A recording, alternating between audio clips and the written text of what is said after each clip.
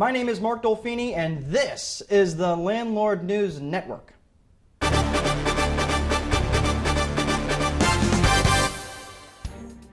Hi everyone, I'm Mark Dolfini. Welcome back to the Landlord News Network. Today's top headline reports that the mortgage market is reopening to risky borrowers. More than a decade after risky home loans triggered the worst recession in a generation, the strict lending requirements that were put in place are now starting to erode. This is good news for people with low credit scores and high levels of debt, as well as those lacking traditional employment, and basically anybody that lives in North Dakota. The loans, once called subprime loans, are now called non-qualified or non-QM because they don't comply with the post-mortgage apocalypse standards put in place by the Consumer Financial Protection Bureau, basically keeping people from getting into mortgages they cannot afford.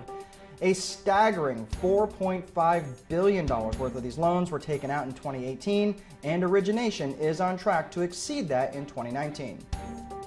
In unrelated news, the Greeks have decided to give up their 10-year siege of the city of Troy and have left a large wooden horse as a gift to the goddess Athena.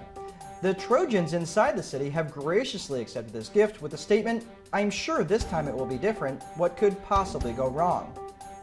Lawmakers in the People's Republic of California have joined Oregon, its sister to the north, in passing statewide rent control legislation. In spite of economists from both the left and the right having well-established aversion to rent control, lawmakers pushed ahead for the new law and are now awaiting for the governor's signature. The bill limits annual rent increases to 5% after inflation and offers new barriers to eviction in a desperate attempt to provide housing security in a state with the nation's highest housing prices and a swelling homeless population. Economists have argued for years that such policies ignore the message of rising prices, which is to build more housing. In fact, studies in San Francisco and elsewhere show that price caps often prompt landlords to abandon the rental business entirely by converting their units back to owner-occupied homes.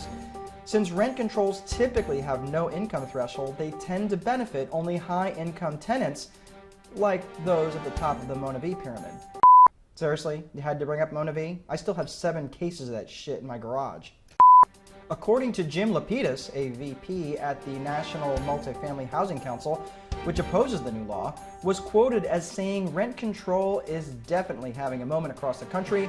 He goes on to say we're seeing folks turn really short-sighted policy that will end up making the very problem worse. Governor Gavin Newsom, the self-proclaimed Prince of Macadamia, has said he plans to sign the new bill into law. On the local front, and in more common sense news, I dropped my toothbrush in the locker room shower yesterday. After checking the protocols of the 2-second rule, it has been determined that I now have a new brush to clean my guns with.